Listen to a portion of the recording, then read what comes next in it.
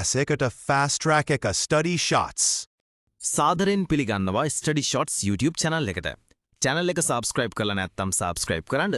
Video upload කරපු ගමන්ම දැනගන්න bell icon එකත් click කරලා තියාගන්න. ඒ වගේම like කරන්න, comment කරන්න, share කරන්න අමතක කරන්න එපා. අද අපි ප්‍රතා කරන්න බලාපොරොත්තු වෙන්නේ 11 ශ්‍රේණියේ ඉතිහාසයේ විෂය පිළිබඳව. තුන්වෙනි පාඩම ශ්‍රී ලංකාවේ ජාතික පුනරුදය. 19 වන සියවසේදී බෞද්ධ, හින්දු, ඉස්ලාම් ජනතාව අතරින් තම ආගම හා සංස්කෘතිය තවදුරටත් රැක ගැනීමට ඇති වූ උනන්දුව ජාතික පුනරුදය නම් වේ.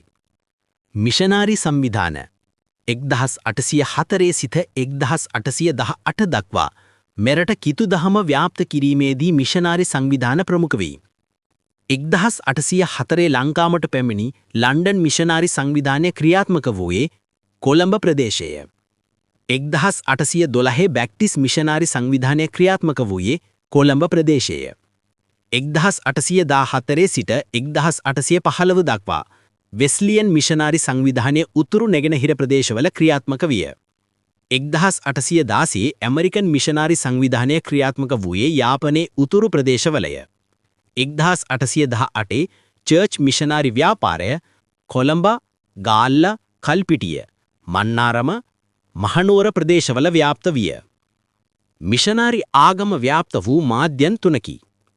1. මුද්‍රණාල පිහිදුවීම. බයිබලය සිංහලයට මෙන්ම දමිළ භාෂාවට පරිවර්තනය කිරීම. 1832 දී මාසික තැහැග්ග චර්ච් මිෂනාරි සංවිධානය විසින් මුද්‍රණය කිරීම.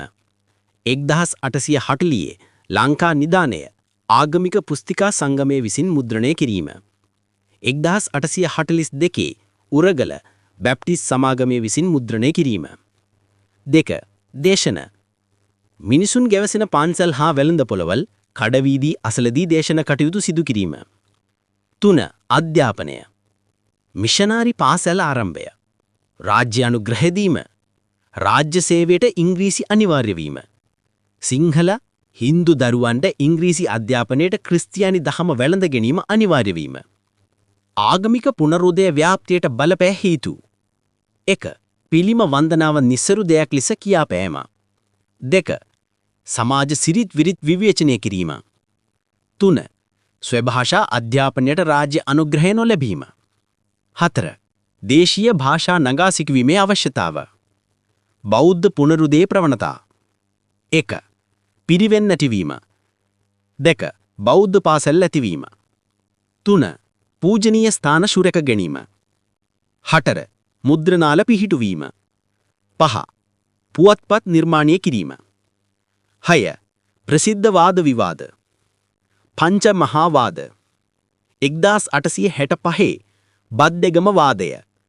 1865 වරාගොඩ වාදය. 1866 උදන් විට වාදය. 1871 දී ගම්පොළ වාදය. 1863 දී පානුදුරා වාදය. මෙරට බිහි වූ බෞද්ධ පාසල්. 1. කොළඹ ආනන්ද විද්‍යාලය.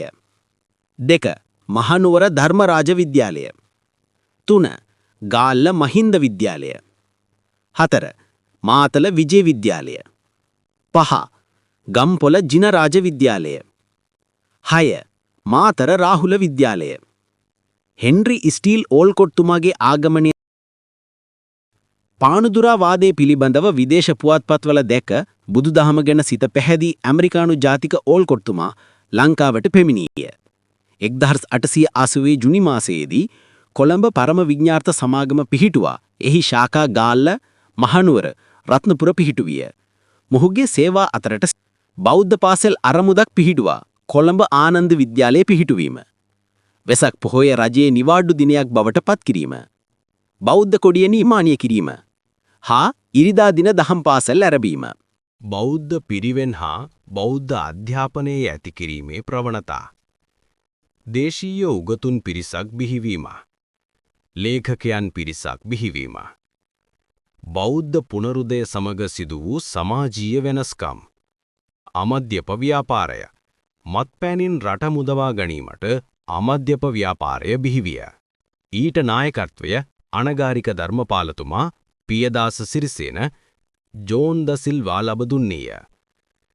බෞද්ධ ස්ථාන සුරකීම විදේශීය විද්වතුන් වන ජෝර්ජ් ටර්න, එච්.සී.පී. බෙල්, හෙන්රි පාකර් ඓතිහාසික මූලාශ්‍ර සෙවීම හා ඔවුන්ගේ පොත්පත් සිංහලයට හරවා අපේ උරුම පිළිබඳව දැනුවත් කිරීම.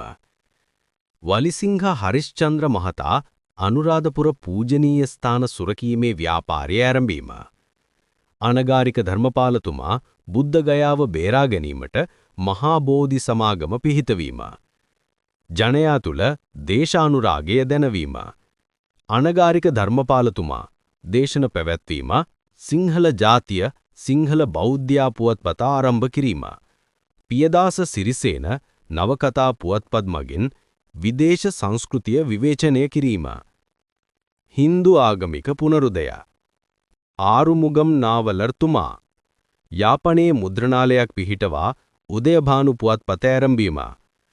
දමිළ සිසුන්ට කාණ්ඩ 3ක් යටතේ පෙළ පොතක් රචනා කිරීම.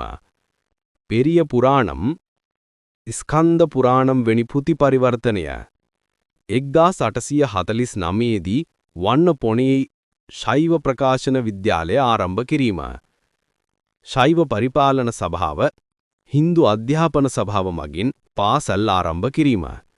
1872 දී යාපනයේ ශිවංගල විද්‍යාලය ආරම්භීම.